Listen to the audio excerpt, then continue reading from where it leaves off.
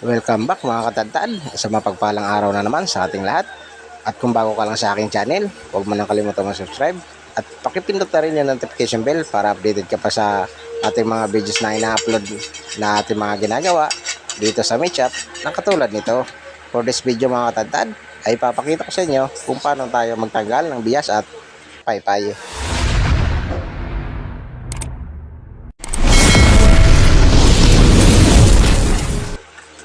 At ito ang una natin gagawin mga katadtad. Magkakalas muna tayo ng ating baboy paninda. Nang sa ganun ay may papakita ko sa inyo kung paano tayo magtanggal ng paypay at bias ng 00 mga tadtad. Step by step mga tadtad. Pero bago mangyari yun mga tadtad ay magkakalas muna tayo ng ating baboy paninda. Kasi wala naman tayong tatanggalan ng bias at paypay kung hindi natin kakalasin muna ang isang buong baboy na ito.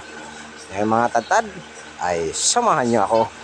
At para dyan sa mga wala pang idea kung paano magkalas ng baboy na paninda ay panoorin nyo ito hanggang dulo. At sa bandang dulo nito ay doon ko sa inyo ipapakita kung paano tayo magtanggal ng paypay at bias na 00 mga tadtad. Ayun mga tadtad, no? Ito na, umpisa na tayo magkalas ng ating baboy paninda na naman sa araw na ito. Tara mga tadtad, panoorin nyo ito hanggang dulo. At dito nga mga tadtad, no? Fast forward na tayo dito at gawa ng hahaba yung ating videos. Kaya ang iba naman baka naman mainip, no, o ang ating mga katadtad dyan ay mainipin para doon sa ating target talaga sa video na ito, no. Ang video pala natin ito ay tungkol sa pagtanggal ng paypay at bias na 00. Ayan, para dyan sa mga wala pang idea tungkol sa pagtanggal ng bias at paypay na 00, panoorin nyo ito hanggang dulo. Ayan, para dyan sa ating mga bagong butcher, mga subscriber dyan, at mga silent viewers na rin natin dyan, at sa mga nagtitiwala sa ating channel, no? At mga solid kasuki natin dyan, ayan, shoutout po at isang mapagpalang sa araw sa atin lahat, no? At andito na naman ang inyong katadtad, muli na naman nagbabalik sa inyong harapan para magbahagi na naman sa ating munting kalaman dito sa ating Meetup, no? Ayan, tungkol sa pagtitinda ng baboy at diskarte tindero na rin mga tadtad. Ayan yung mga tadtad, kung gusto nyo mapanood ang mga videos natin tungkol sa pagkakalas ng ating baboy paninda, ito mga tadtad, nag-fast forward tayo dito, no? Kasi gawa ng haba ng video, kaya pinas forward din natin ito. At kung gusto nyo naman mapanood ang step by step tungkol sa pagkakalas ng baboy paninda, may mga ano na natin na yung video dyan, no? Para sa ating mga bagong butcher at para sa mga gustong matutong magkalas ng baboy paninda. Ayan, panoorin nyo lang o bisitahin nyo lang ang aking YouTube channel, Katadtad TV, at mapapanood nyo dyan yung mga ano na nating video in-upload tungkol sa pagkakalas ng ating baboy paninda. Ayan mga tadtad, panoorin nyo ito hanggang dulo at naway nagustuhan nyo na naman ang video na ito at may naitulong na naman ang video na ito para dyan sa ating mga bagong butcher.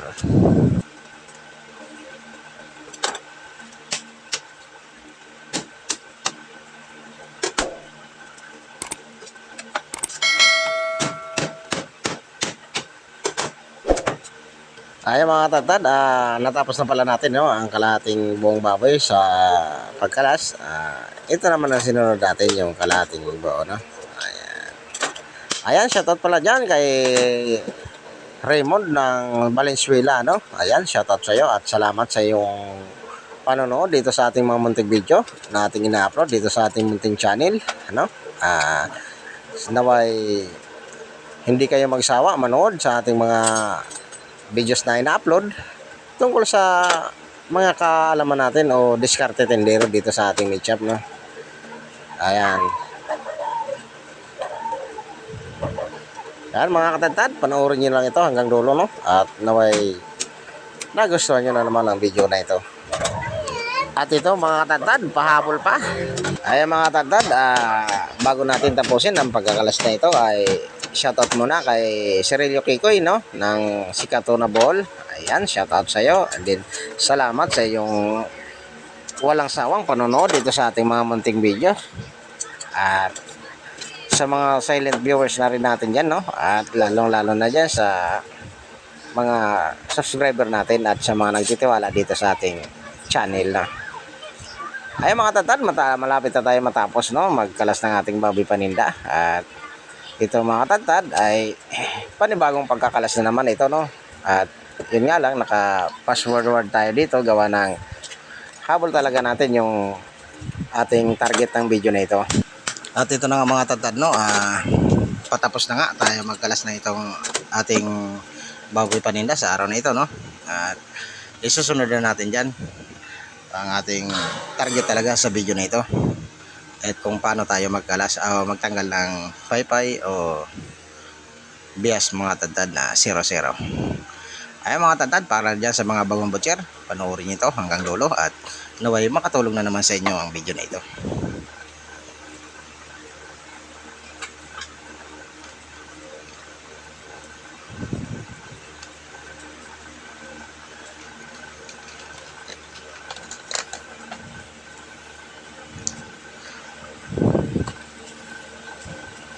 At ito na mga katadad, no?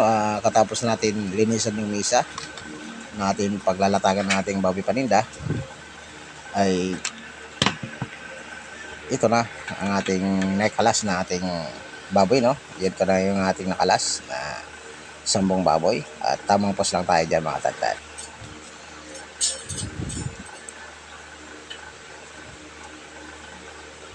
Ayan mga katadad, ayan yung pigi natin, kasim, no? Tsaka yun po, and then ribs na rin mga tatad. Ayan. Ay mga tatad, umpisa na natin magtanggal ng bias, no? Unahin natin dito mga tatad ang pigi. Ayan, panoorin nyo hanggang dulo, no? Ayan mga tatad, no? Sa nakikita nyo, no? Meron tayo dyan nakalaylin na laman yan na hawak-hawak ko at tinanggalan ko ng balat. Yan yung pinagkabitan ng patang hulihan, no? Ngayon mga tatad, lilinisin lang natin ang kuti yan, tatanggalin natin yung mga taba na hindi kaya no? At yan, puputulin din natin yan at yan mga tatad, kaya putol yan, no? At naiwan yung laman dyan kasi boneless na yan, no? Automatic boneless na yan mga tatad. Yan, para yung presyon yan ay nagpapresyon na rin ang laman. Ayan. Dito pala mga tatad, no, sa pagtatanggal ng bias, napakadali lang. Titingnan nyo lang yung pinakaputi na yan, no? Yan na tinaanan ng kutsilyo ko. Yan, papadaanan nyo ng kutsilyo ko saka doon sa buto sa bias. At isasadsad nyo lang yung kutsilyo doon sa bias para nang sa ganon wala talagang laman na makasama dito sa bias natin, no? Yan, magkabilaan lang yan mga tatad. Ayan, paikot sa pag nahawakan nyo na yung bias at dahan-dahanan nyo lang isasadsad, no? Ayan, kung baguhan pa lang kayo sa pagtanggal ng bias, dahan-dahan lang muna, no? Ayan, ganun lang kadali mga tatad. Nakikita nyo, no? 0-0 talaga yan. Ayan, ganun lang mga tatad. Hanapin yung pinakaputi na nakasintor talaga dun sa pinakabias. Doon nyo lang papadaanan ng kutsilyo pababa hanggang dun sa sumagad dun sa bias. Pag nakita nyo na yung bias, saglit na lang isadsad dun sa bias yung ating knife o kutsilyo, no? Ayan, sa kanya makukuha ng bias ng ano. Madali lang tanggalin ang bias mga tatad kaysa dun sa paypay, no? Ang sa paypay kasi mga tatad ay talagang makapit at hindi natin kailangan kutsilyo lang ang gamitin. Dito sa pagtanggal ng bias mga tatad, talagang kutsilyo lang ang gamit, no? Wala tayong hinahatak dyan, no? Ayan. Ganun rin ulit ito mga tatad. Ayun, no? Na itinuturo ko. Yan yung puti, no? Ayan. Diretso yan sa bias mga tatad. Yan yung pinakapagitan. Ayan. Yan, no? Nakikita nyo agad, no? Pumuputi. Yung pumuputi, yun yung bias mga tatad. At yan, sasadsadan lang natin, no? Isasadsad lang natin yung kutsilyo natin dito sa bias. Yan, kabilaan. Yan, sa nakikita nyo mga tatad, nakikita nyo yung knife ko, no? Sadsad talaga. Tapos, dito sa bandang taas, no? Iikot natin ang kutsilyo dyan. Pero nakasadsad pa rin yan sa buto mga tadad. Ayan. Ayun. Ganun lang mga tadad, no? Kadali. Kung baguhan ka lang mga tadad ay sundan mo lang ito, no? Na aking ginawa, no? At sigurado ako mga tadad, pag na-perfect mo ito ay napakadali lang nito mga tadtad. Sa mabilisan, kayang-kaya mo na ito mga tadtad pag nakuha mang technique ito, no. Ay mga tadtad, no, natapos na natin ang dalawang pigi, tanggalan ng bias, no. Lilinisin lang natin ito, tatanggalin natin yung mga taba-taba na nakadikit dito na hindi yung gano'ng kaaya-aya, no, para sa ganun ang ating mga customer ay hindi mag-aalangan mamili, no, at nakikita na quality talaga yung ating panindang baboy. Ay mga tadtad, tapos na natin yun. Ang isusunod naman natin mga tadtad ay yung kaasim. Ito mga tadtad ang talagang maproseso ito, no. Ayan, lilinisin muna natin itong kaasim, no.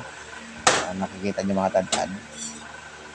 Ngayon, dito sa kaasim mga tadtad, mayroon ditong pinakapagitan yun. Papadaanan nyo lang ng kutsilyo, sad-sad, sagad dun sa pinakadulo ng paypay, no. Sa nakikita nyo.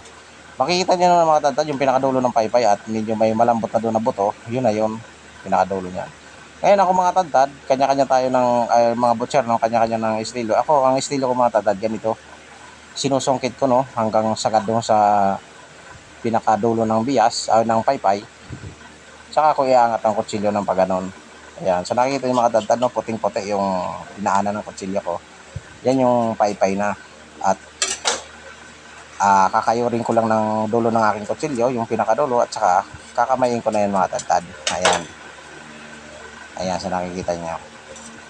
Ngayon, pag nakuha nyo na yan mga tadtad, nasa taas, no, nakakita nyo baklas na, dito naman tayo sa pinakadulo, o pinakapuno pala ito, no. Ayan. Ganito lang mga tadtad din, no? Parang nagtanggal ka rin ng bias doon sa, no, pinaikutan ng kutsilyo dito sa pinakapuno. Ayan. Kasi dyan tayo maghahawak para hatakin ito. Ngayon mga tadtad, unang-unang dyan, dito sa pinakagalan nyo, didiinan mo lang ito na laman na sabay hatak ng konti. Yan, ganun mga tadtad, no. Ganun rin sa kabila mga tadtad, no. Tapos ganyan, pag nakaangat na, ito namang hinlalaki natin, yan ang ididiin natin sa bandang gitna na may litid, no. Yan, sabay hatak yan. No, nakita nyo mga tadtad? Ganun lang kadali mga tadtad. Pag nakuha nyo ang techniques tungkol sa pagtatanggal ng paypay, ay napakadali lang, no. Nakita nyo mga tadtad, 0-0 talaga yan. Yan ang gusto ko ibahagi sa inyo mga tadtad, no. Diyan sa ating mga kabutcher dyan na wala pang idea or nahihirapan magtanggal ng paypay. Kasi ang iba talaga mga tadtad, no, nagamit talaga sila dito ng panaga. Pinapalo nila yan. Ngayon mga tadtad, kung yun ang kasanayan mo mga tadtad, no, yung pinapalo pa ng likod ng panaga, ay pag oras ng mga katadtad, katulad ng may okasyon, no, katulad ng Pasko mga katadtad, talagang mabilisan ang galawan natin dyan, no. Ngayon mga katadtad, kung dalawa ang gamit nyo dyan, no, at hindi kayo nasanay dito sa kutsilyo lang gamit yung pagtanggal ng paypay, ay matatagal lang kayo mga katadtad. Halimbawa, no, nakadalawa na ako, kayo, baka hindi pa tapos ng isa kasi may papalo yung pa eh. Pero itong mga katadtad, pag ito nakuha nyo, no, ayan, sa nakikita nyo, mas napakadali ito mga tadtad. Aywan ko lang sa ating mga kabutcher, pero para sa akin talaga mga tadtad ay napakadali ito para sa akin. Ito talaga, ako naman, lahat na rin ng estilo ng pagtanggal ng paypay ay nasubukan ko, pero mas komportable ako sa ganitong ginagawa ko mga tadtad. At ito ng mga tadtad ay talagang pag nakuha niyo ang technique nito ay tsak na ako sa magugustuhan nyo talaga. Ayan mga tadtad, pinapakita sa inyo, no. Ayan, no. Ayan. Pag umangat na yan mga katadtad na ganyan, madali na lang yan. Hahatakan nyo lang ng ang paypay, tsaka didiinan nyo lang yan. Ang kabila niya mga tadtad, no, paghatak. Tapos dito naman sa kabila, yan, makikita nyo. At saka yung panglas talaga natin dyan, yung ating hinlalaki, natin dun sa pinaka litid, yun, sabay pak, yun. Nakita niya mga tadtad, napakadali talaga nito mga tadtad. At ayan, pangaral dyan sa ating mga baguang butcher, no, naway nakatulong na naman ito at nagkaroon na naman kayong dagdag idea o dagdag kalaman tungkol sa pagtanggal ng paypay at pagtanggal ng bias mga tadtad. Doon kasi sa mga nauna kong video, no, at hindi ko kasi masyado doon na-explain kung paano natin ginawa o paano natin tinanggal ang bias at saka paypay. dito mga tadtad, gusto ko talagang malinaw na ibahagi sa inyo itong pagtanggal ng paypay at saka pagtanggal ng bias. Ay mga tadtad, sana nagustuhan nyo naman ang video ko na ito, no? At kung nagustuhan mo ito mga tadtad, paki-comment naman sa baba kung taga saan kayo, at para naman nalalaman ko kung hanggang saan ang narating ng video na ito. Ayan mga tadtad, tapos na tayo magtanggal, no? At tapos na ang ating mission para sa video na ito, sa araw na ito, no? At naibahagi ko na sa inyo na naman ang ating bagong technique sa pagtanggal ng bias. Ngayon mga tadtad, ititrim ko na ito, no? Diretso na ako dito trim mga tadtad, para naman sa ganun, hindi naman kayo mabitin dito sa video. Ititrim ko ito mga tadtad, gawa ng gagawin ko itong limpo-limpuhan. Ano? Ganito ang pag-trim ng kasim para magawa natin ng limpo-limpuhan. Ayan. Ngayon mga tadtad, para kaya dyan sa wala pang idea tungkol sa, or hindi kayo nagagawa dyan sa inyo, no? Dyan sa meat shop nyo, kung saan man kayo na palengke or market, napakaganda ito mga tadtad pag mayroon kayong ganitong limpo-limpuhan. Ito kasi mga tadtad, pag naubos ng limpo nyo, ito mga tadtad ay mabili ito dito sa amin, no? Tawag natin dito ay limpo-limpuhan. Bukod sa malambot na mga tadtad at part ito ng kasim na ating ginawang limpo-limpuhan, ay talagang napakasarap din ito pangihaw. Ay mga tadtad, dito pala, no? Tinuturo ko pala dito kung bakit baliktad po yung pagbutas natin ng sasabit, no? Dito sa taas, hindi tayo dito nagbubutas. Ang karamihan ng mga butcher talaga doon ang butas sa taas, no? Sa pinakalikod yan, sa backpat, no? Ako kasi dito sa baba, no? Sa pinagtanggalan natin ng pata, doon ako nagbubutas. Kasi ito ang diskarte ko mga tadtad, kaya doon ako nagbubutas sa baba, ay ginagawa nga natin limpo-limpuhan. Ngayon mga tadtad, kung doon tayo magbubutas sa taas, sa pinaka-backpat, papangit po yung ating limpo-limpuhan, gawa ng doon tayo nagbubutas din ng pangsabit, kasi yung ating limpo-limpuhan dito ay sinasabit natin, no? So nakikita nyo sa mga display ko ay sinasabit natin. Kaya pag doon tayo nagbutas sa backpat, ngayon pag naglagay tayo, pag nag-slice tayo ng limpo-limpuhan, ay mayroon pong pinakasugat doon, ano? Kaya papangit po ang slice natin ng limpo-limpuhan. Ayan, yun lang po ang diskarte mga tadtad, no? Ayan, para dyan sa ating mga kabutcher, mga bagong palang butcher, no? Ayan. Ayan mga tadtad, no? Dito pala, pag ganyan na ang dalawang kasim dito ay ginagawa ko limpo-limpuhan. Ngayon, wala po ako na i-display sa baba, kundi ang pigi, no? Ngayon mga tadtad, ang diskarte sa pigi sa pag-display, no? Ipapakita ko rin sa inyo. Ito ang pigi, no? Hawak ko ngayon. Ayan, lilinisan muna natin yan, gawa ng may mga tira-tira pang balahibo yan, at may mga dumi-dumi pa rin nakadikit yan sa kanyang balat, no? Ayan. Ngayon mga tadtad, ang barat ko pala rito, no? Para makikita ng ating display. Ito, tinatanggal ko muna yung pinakadulo. Ayan, so nakikita nyo mga tadtad. Yan yung ating i-slice yung pan-display. Ayan. At dito naman mga tadtad, kukunin ko yung yan, pinagkakabitan yan mga tadtad ng patang hulihan. Ayan. Kabilugan ng laman yan dyan mga tadtad, no? Ang nakadikit lang dyan ay balat siya. Sa nakikita nyo, balat lang nakadikit dyan, talagang puro laman yan. At ito mga tadtad, ang malambot na part sa pigi, no? Hindi kong sa pagkakaalam nyo mga tadtad, ang pigi ay may part ng mas malambot, no? At yun na nga yung tinanggal ko mga tadtad. At ito, isasabit muna natin ito. Ayan, yun ang inuuna natin i-display, no? At kung wala na tayong laman, saka na natin ibababa itong ano, ating sinabit na ngayon mga tadtad, no? Sa nakikita nyo, hindi gaano pala karamihan yung display ko sa visa. Alam niyo kung bakit mga tadtad? Kasi napakalit lang ng piston na ito talaga mga tadtad. Ayan. Kaya ako, araw-araw isang kinakati natin dito at napapaubos natin. Pero mga tadtad, konti lang talagang display natin sa baba niyan. Kasi sikipan, nakikita nyo naman mga tadtad, ang tinda ko, no, ay may hotdog tayo, may manok, may isda, at bangus tilapia, no, ang isda natin dito. Kaya pinagkakasya na rin. Konti man ang ating display, ang mahalaga kompleto mga dadad. Napakagandang tingnan sa pisto pag kompleto po ng display or kompleto ng paninda. Ayan. Pag Sabado Linggo pala dito mga dadad ay meron din tayong baka, no? Ayan. Pero hindi rin karamihan mga dadad. Ay mga tatad daw, kung nagustuhan nyo naman ang video ko na ito, pakilike naman, pakishare, and then pakisubscribe na rin. Pindutin nyo rin ang notification bell para updated pa kayo sa mga susunod pa natin mga videos na ating mga ginagawa tungkol dito sa ating media mga tatad. Ayan, para dyan sa mga bagong booster, sana nakuha na naman ang panibagong diskarte tungkol sa pagpipil ng baboy. Ayan, mga tatad, lalong-lalo na ngayon, may kamahalan ng baboy.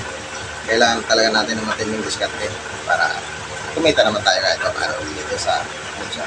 Ay mga tatad, hanggang dito na lang. And then, God bless you mga tatad.